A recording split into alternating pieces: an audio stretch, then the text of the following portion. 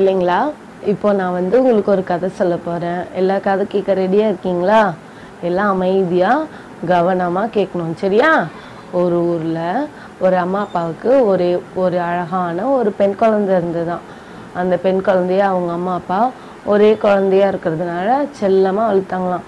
உங்கள் வீட்டில் கூட நீங்கள் ஒரே பாப்பாவாக இருந்தீங்கன்னா உங்களுக்கு என்ன பண்ணுவாங்க? செல்லமாக வளர்ப்பாங்க. அப்புறம் நீங்கள் கேட்குறதெல்லாம் வாங்கி தருவாங்க, அப்படித்தானே? அதே போல் இந்த பாப்பாவுக்கும் அவங்க வீட்டில் ஒரே ஒரு பாப்பா இருந்ததுனால ரொம்ப செல்லம் கொடுத்தாங்க. அந்த பொண்ணு பேர் என்னது அப்படின்னா சுகந்தி. அந்த குட்டி பாப்பா என்னாச்சுன்னா நாளாக என்னாச்சு, ஒரே மாதிரியாகவே இருக்குமா? இல்லை வளர்ந்துட்டே வருமா.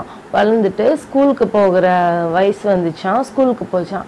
ஸ்கூலுக்கு போனாலும் இப்போ குட்டீஸுங்கெல்லாம் என்ன பண்ணுங்க அப்படின்னா வீட்டில் இருக்கிற வரைக்கும் என்ன பண்ணுவோம், நல்லா ஜாலியாக ஆட்டம் போடும், விளையாடும். அம்மா அப்பா பேச்சு கேட்காம என்ன பண்ணுவோம், நல்லா ஜாலியாக ஆட்டம் போட்டே இருக்கும். அப்புறம் எல்லாம் என்ன சொல்லுவாங்க, பாப்பாவை கொண்டு போய் ஸ்கூலில் விட்டிங்கன்னா குறும்பெல்லாம் பண்ணாது அப்படின்னு பெரியவங்கலாம் சொல்லியிருக்கிறத நீங்கள் கேட்டிருப்பீங்க. அதே போல் அவங்க அம்மாவும் என்ன பண்ணாங்க, சுகந்தியை கொண்டு போய் ஸ்கூலில் விட்டால் நல்ல பொண்ணா என்ன ஆயிடுவா அப்படின்னு சொல்லிட்டு என்ன பண்ணாங்க, ஸ்கூலில் கொண்டு போய் விட்டாங்க. அப்போ இருந்தாலும் அந்த சுகந்தி பாப்பா என்ன பண்ணலை, சுட்டித்தனத்தை என்ன பண்ணலை, கம்மி பண்ணவே இல்லை. வர என்ன ஆனாங்கன்னா வாழ் பாப்பாவாயிட்டாங்க. நல்லா என்ன பண்ணுவாங்க, ஒரு பேச்சுக்கும் என்ன பண்ண மாட்டாங்க, கேட்க மாட்டாங்க. டீச்சர்ஸ் சொல் பேச்சு கேட்க மாட்டாங்க, அம்மா அப்பா சொல் பேச்சு கேட்க மாட்டாங்க, யார் சொல் பேச்சு கேட்க மாட்டாங்க. இப்ப நீங்க கூட நிறைய பேர் என்ன பண்ணிட்டு இருக்கீங்க, அப்படிதான் இருக்கீங்க, உங்ககிட்டயே பேசுற மாதிரி இருக்குல்ல. அப்போ ஒரு நாள் என்னாச்சு அப்படின்னா சுகந்தி என்ன பண்ணிட்டாங்க அப்படின்னா ஸ்கூலுக்கு ஹோம் ஒர்க் பண்ணாம போயிட்டான். காலையில வந்தோடனே மிஸ் வந்து கேட்டாங்க, சுகந்தி நீ ஹோம் ஒர்க் பண்ணிட்டியாமா அப்படின்னு கேட்டோன்னா உடனே சொல்லுவா சுகந்தி, இல்லை மிஸ் நேற்று எங்க அம்மாவுக்கு உடம்பு சரியாம போச்சா, அதனால என்னால ஹோம் ஒர்க் பண்ண முடியலன்னு சொல்லிடுவா. உடனே மிஸ் என்ன பண்ணிடுவாங்க, நம்பிட்டு சரியாம்மா அம்மா பார்த்துக்கோ, நாளைக்கு இதெல்லாம் சேர்த்து என்ன பண்ணிடு ஹோம் ஒர்க்லாம் பண்ணிட்டு வந்துடு சரியா அப்படின்னு சொல்லிட்டு டீச்சரும் என்ன பண்ணிடுவாங்க, தட்டி கொடுத்துட்டு போயிடுவாங்க. என்னாச்சு, டீச்சரும் அதே ஏரியால இருந்ததுனால ஒரு நாள் சாயங்காலம் சரி அப்படின்ட்டு நடந்த மார்க்கெட்டுக்கு வந்துட்டு இருக்கிறப்போ பார்த்தா சுகந்தியோட அம்மாவும் வருவாங்க. உடனே டீச்சர் போய், அம்மா உங்களுக்கு உடம்பு சரியில்லையா, பாப்பா சொன்னா நீங்க என்னாச்சு உங்களுக்கு எப்படி இருக்கீங்கன்னு கேட்டோன்னே சுகந்தி அம்மா சொல்லுவாங்க, இல்லை நான் நல்லா தான் இருக்கேம்மா, எனக்கு ஒன்றும் ஆகலையே அப்படின்னு சொல்லிடுவாங்க. உடனே டீச்சர் என்ன பண்ணிக்குவாங்க, இதை மனசுல வச்சுட்டு ஒண்ணுமே பேச மாட்டாங்க. அடுத்த நாள் வந்து சுகந்தி எல்லாம் வீட்டு பாடம் எல்லாம் எழுதிட்டியாம்மா அப்படின்னு கேட்ட உடனே சுகந்தி சொல்வா, நான் எழுதிட்டேனே, இதோ நோட்டை வந்து பாருங்க அப்படின்னு சொன்னோன்னே டீச்சர் வந்து பார்த்துட்டு வெரி குட், நல்லா வீட்டு பாடம் எழுதியிருக்கேன்னு சொல்லிட்டு ஏமா நேற்று பொய் சொன்ன அப்படின்னு கேட்பாங்க. உடனே சுகந்திக்கு என்ன பண்றதுன்னே தெரியாது, பயமா வந்துருச்சான், அப்படியே உடம்பெல்லாம் வேர்த்துருச்சான், என்ன பண்றதுன்னே தெரியாதான். உடனே சுகந்தி என்ன பண்ணிட்டா, இல்லை டீச்சர் எங்க அம்மா ரோட்ல மயங்கி விழுந்துட்டாங்களா, அதை உங்ககிட்ட சொல்றதுக்கு வெக்கப்பட்டுட்டு உங்ககிட்ட சொல்லல, ஆனா எங்க அம்மாவுக்கு நேற்று உடம்பு சரியாதது உண்மைதான் அப்படின்னு மறுபடியும் இன்னொரு பொய் சொல்லி என்ன பண்ணிட்டான், ஏமாத்திட்டா. உடனே இந்த டீச்சர் என்ன பண்ணாங்க, பாரு இந்த பாப்பா எப்படி பாரு இந்த வயசுலயே பொய் சொல்லுது அப்படின்னு நினைச்சிட்டு என்ன பண்ணிட்டாங்க, ஒண்ணுமே சொல்லல, அமைதியா வந்துட்டாங்க. அடுத்த நாள் இந்த சுகந்தி என்ன பண்ணானா, நம்மளை திட்டின டீச்சரை எப்படியாவது பழி வாங்கணும்னு சொல்லிட்டு என்ன பண்ணுவா, சரின்ட்டு யோசிச்சுட்டே இருப்பா, எப்படியாவது டீச்சர் என்ன பண்ணிடணும் பழி வாங்கணும் அப்படின்னு சொல்லிட்டு. ஆனா இந்த சுகந்தி அவ செஞ்சது தப்புன்னு அவ என்ன பண்ணவே இல்லை, உணரவே இல்லை. ஆனா என்ன பண்ணா, டீச்சர் எப்படியாவது பழி வாங்கணும் அப்படின்றப்பா. நீங்க கூட அப்படிதானே, ஏதாவது ஒரு தப்பு பண்ணுவீங்க, டீச்சர் அடிச்சா உடனே என்ன பண்ணுவீங்க, டீச்சர் அடிச்சாங்க டீச்சர் என்ன பண்ணிடணும் எப்படியாவது மாட்டி விட்டுறணும் அப்படின்னு நினைப்பீங்கல்ல. அதே போலதான் இந்த சுகந்தி கூட பண்ணிட்டு இருந்தான். அப்போ ஒரு நாள் என்னாச்சு அப்படின்னா, டீச்சர் எனக்கு வயிறு வலிக்குது ஐயோ அப்படின்னு சொல்லுவா. உடனே டீச்சர் என்ன பண்ணுவாங்க, சரி போயிட்டு வாமா அப்படின்னு சொல்லிடுவாங்க. இவ வேணும்னே வெளியே வந்து கேட்டுக்கு வெளியே போய் ஐஸ்கிரீம் வாங்கிட்டு மேடம் ரூம் வழியா வருவான்.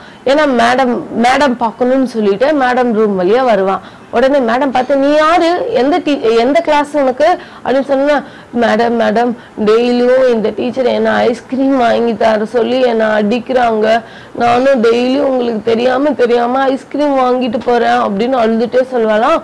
உடனே மேடம் என்ன பண்ணிடுவாங்க, நம்பிட்டு அந்த டீச்சரை கூட்டிட்டு வா அப்படின்னு சொல்லிடுவாங்க. உடனே என்ன ஆச்சு அப்படின்னா அந்த பொண்ணு சரி நம்மளை விட்டுருவாங்கன்னு நினைச்சா. ஆனா இந்த மேடம் என்ன பண்ணாங்க, சுகந்தி நீயும் இங்க இருமா, நான் அந்த டீச்சரை கேட்கறேன்னு அந்த டீச்சரை வர சொல்லுவாங்க. உடனே அந்த டீச்சர் வந்த உடனே ஏமா நீ இப்படி பண்ண அப்படின்னு மேடம் திட்டுவாங்க அந்த டீச்சரை. உடனே டீச்சர் வந்து மேடம் நீங்க சொல்றது எதுவுமே எனக்கு தெரியாது, நான் ஐஸ்கிரீம் வாங்கிட்டு வரவே சொல்லல அப்படின்னு சொல்லுவாங்க. அப்பவும் அந்த மேடம் என்ன பண்ணுவாங்க, திட்டிகிட்டே இருப்பாங்க. உடனே டீச்சருக்கு என்ன வந்துருச்சு, ஞாபகம் வந்துருச்சு, சுகந்தி என்ன பண்ணிட்டா, பொய் சொல்லிட்டா அப்படின்னு. உடனே மேடம் சொல்லுவாங்க, டீச்சர் சொல்லுவாங்க, மேடம் மேடம் போன வாரம் தானே நீங்களும் நானும் போய் நம்ம என்ன பண்ணிட்டு வந்தோம், பல்லு புடுங்கிட்டு வந்தோம், அதுக்குள்ள நான் எப்படி ஐஸ்கிரீம் சாப்பிடுவேன், நான் தான் ஐஸ்கிரீம் சாப்பிடக்கூடாது இல்ல அப்படின்னு சொன்னா மேடம்க்கு என்னாச்சு, புரிஞ்சிருச்சு. இந்த பாப்பா என்ன பண்ணிருக்கா, சுகந்தி என்ன பண்ணிருக்கான், டீச்சரை மாட்டி விடணுங்கிறதுக்காக இந்த தப்பு வேலை பண்ணிருக்கான்னு மேடம்க்கு என்ன பண்ணிருச்சு, புரிஞ்சிருச்சு. உடனே என்ன பண்ணிருக்காங்க மேடம், நீ ஸ்கூலுக்கு வரக்கூடாது, உனக்கு வந்து என்னது ஒரு வாரம் உன்னை என்ன பண்ண ஸ்கூலுக்கு வராம நான் என்ன பண்ண சஸ்பெண்ட் பண்றேன் அப்படின்னு சொல்லுவாங்க. சுகந்திக்கு கவலையா வரும், என்ன பண்றதுன்னு தெரியாது. இருந்தாலும் என்ன பண்ண மாட்டா, தான் செஞ்ச தப்ப என்ன பண்ண மாட்டான், உணர்வே மாட்டான்.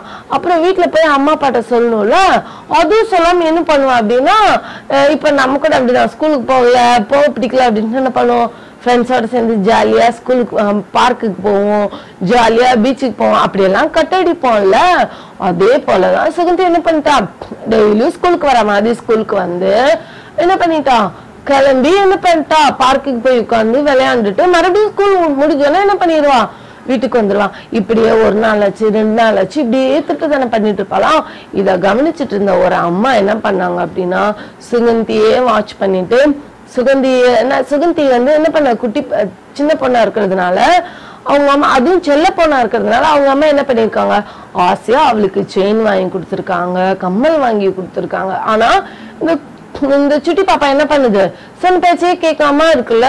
இத வந்து பார்க்ல விளையாண்டு இருக்கிறப்போ ஒரு அம்மா வந்து பாத்துக்கிட்டே இருந்து அந்த சுகந்தியை ஏமாத்தி போய் அந்த சுகந்தியை நல்லா பேசுற மாதிரி பேசிட்டு என்ன பண்ணிட்டாங்க, அவளுக்கு அழகா ஒரு பிஸ்கெட் பாக்கெட் வாங்கி கொடுத்துட்டு அவளை கூட்டிட்டு போய், இங்க வா எங்க வீட்லயும் உன்ன மாதிரி ஒரு பாப்பா இருக்கு, நீ விளையாண்டுட்டு சாயங்காலம் நீ வீட்டுக்கு போயிடுன்னு கூட்டிட்டு போயிட்டு என்ன பண்ணிட்டாங்கன்னா, அந்த பிஸ்கெட்ல மயக்க மருந்து வச்சு அந்த சுகந்தி என்ன பண்ணிட்டாங்க, மயக்கம் போட வச்சுட்டாங்களாம்.